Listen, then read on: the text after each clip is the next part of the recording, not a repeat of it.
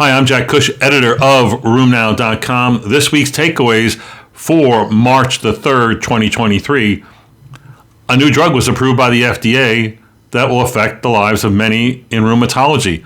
Polymyalgia rheumatica, a disease of older, usually white individuals. By older, I mean over the age of 60, with aching and soreness of the arms, shoulders, hips. It's called polymyalgia rheumatica, or PMR. Its diagnostic test is a very high SED rate, or CRP, and now we have a new therapy that's FDA approved that's beyond what we usually use, which are high doses of steroids. The new therapy is sarilumab, an IL-6 inhibitor, shown to work based on a clinical trial with 3 times better responses when you use this drug compared to placebo. This is a big advance in rheumatology. Next, nonsteroidals, can you use them in pregnancy? We tend to allow them.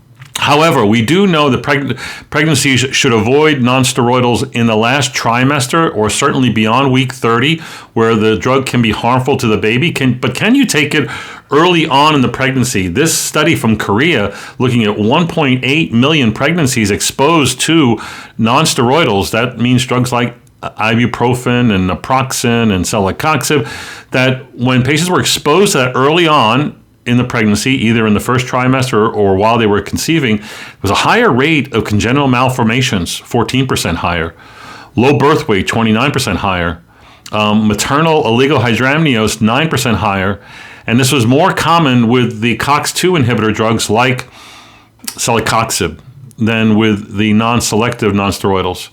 So this is a little bit sobering, and doctors may want to talk about this with their patient when considering what therapies you can take during pregnancy. Next, talk about pregnancy. What happens when patients with ankylosing spondylitis or axial spondyloarthritis, with them in their pregnancies? Following almost 1,600 pregnancies over time, there were better outcomes overall as far as the mother and the child, and there was more biologic use, suggesting that it's safer to use. But spondyloarthritis patients do have a higher risk of preterm births, preeclampsia, C-sections, and infants born with serious infections.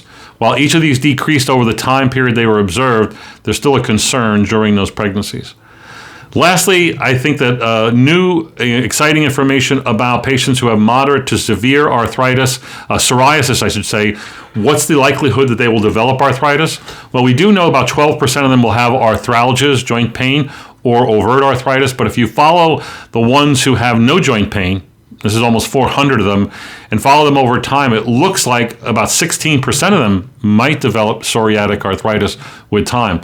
This is 15 times more likely than the general population would develop arthritis, meaning if you have psoriasis and it's extensive, that you might be at higher risk of developing psoriasis in the future. That's it from this week's takeaways from the podcast. We'll talk next week.